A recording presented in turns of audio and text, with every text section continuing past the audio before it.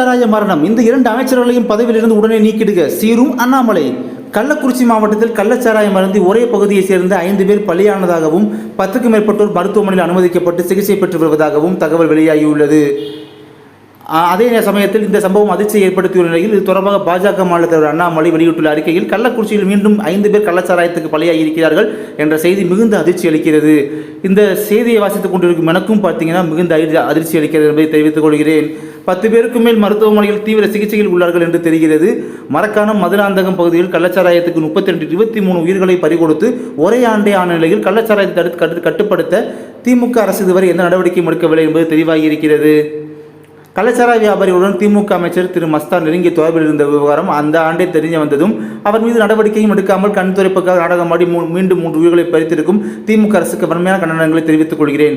தமிழகம் முழுவதும் ஆறாக ஓடும் கள்ளச்சாராய விற்பனை தடுக்க திறனில்லாமல் தொடர்ந்து உயிர்கள் இழப்பிற்கு பொறுப்பான மதுவிலக்குத்துறை அமைச்சர் இதற்கு முழு பொறுப்பேற்க வேண்டும்.